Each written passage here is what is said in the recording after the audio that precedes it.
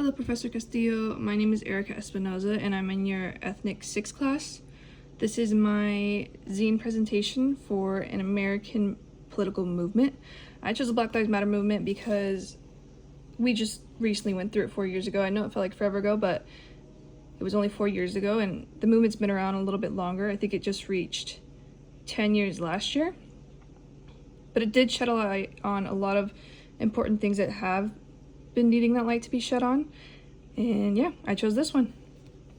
So you can see the cover, you can see the name of the movement, you can see their symbol, the No Justice, No Peace. I remember hearing that a lot when this happened. I was a sophomore or freshman moving into sophomore in high school, so a lot of my friends were very posting about it, posting about protests and rallies and the movements and things that were happening. And then I had family members who were the opposite of it, and they didn't support it, and they, complete polar opposite side of the spectrum.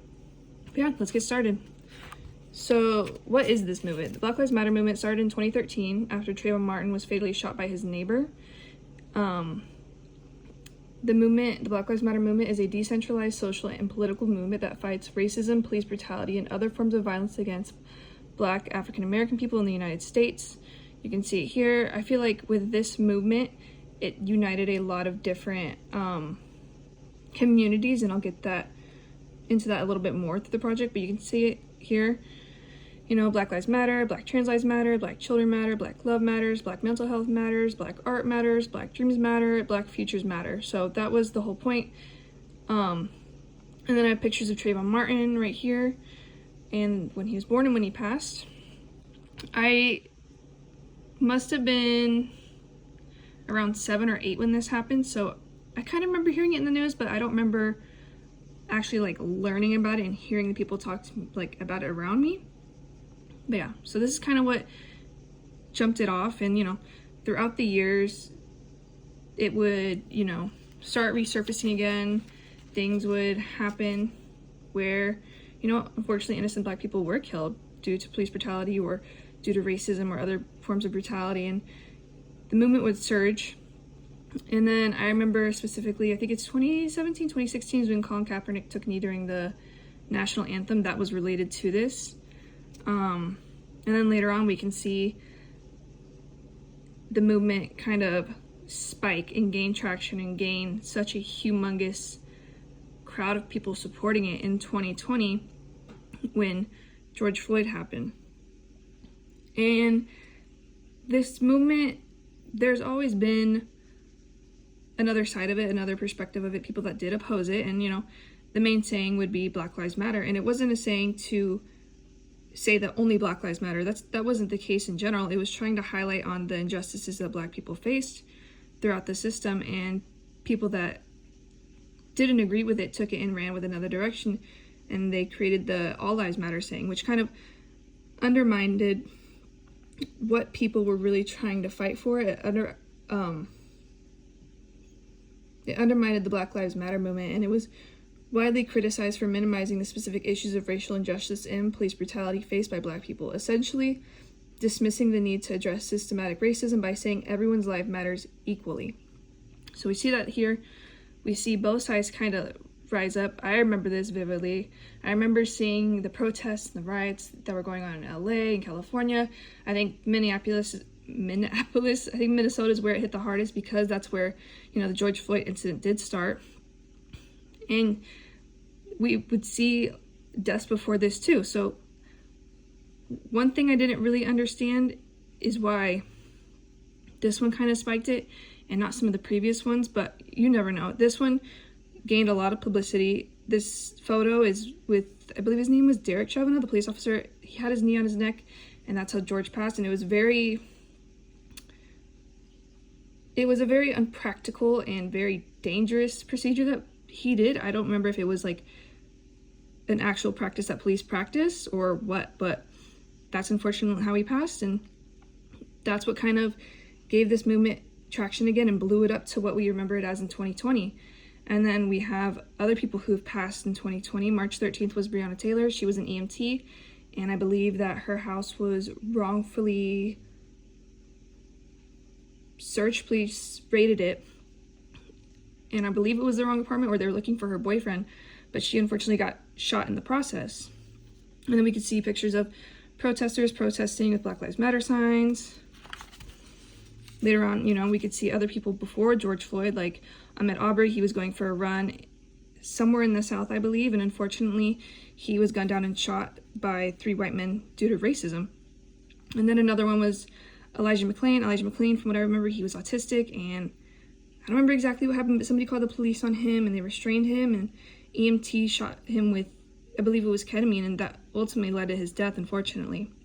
So then, during this time period, we get more people saying phrases like, say his name, say her name, say their name, ACAB, all cops are bad, things like that, Black Lives Matter, all lives matter, just the many different phrases that we heard in 2020 because of what was going on, people saying to defund the police, and we can see that kind of continue here. And then later on we can see, how has this movement impacted the United States of America? It, like I said earlier, I feel like this movement, it was 50-50. It did connect a lot of communities together, but it also greatly divided the United States of America. You could see, all different types of races coming together to protest this and bring attention to this, and then, LGBTQ communities and whatnot. Every community you could think of was coming together, but then you also had the other side of the, spectrum, and people were opposed to it. They didn't think that, it was something people should support. They thought it was wrong. All lives mattered. It was a very interesting time to see so many people connected, but so many people divided at the same time.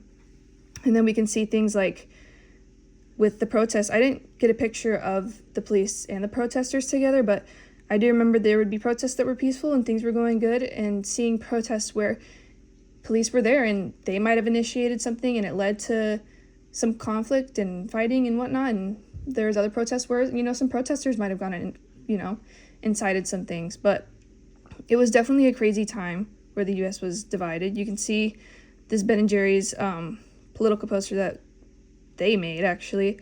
Some of these pictures I did get off my Instagram. I went back to 2020 to my archives and found some of these, but, them talking about defunding the police and putting that $115 billion to other places like affordable housing, job training, education, mental health counseling, and other things.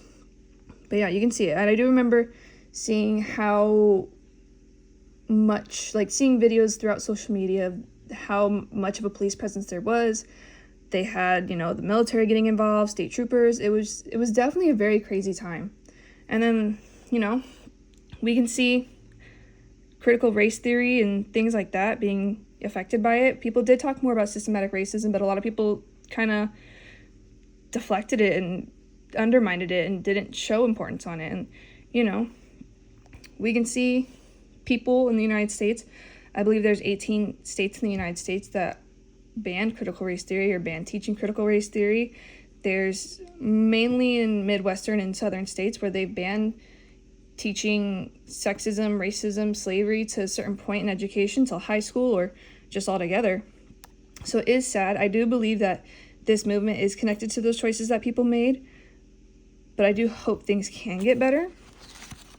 And then later on, we can see, this one's one of my favorites because I genuinely love Banksy as an artist, and he did a piece about this.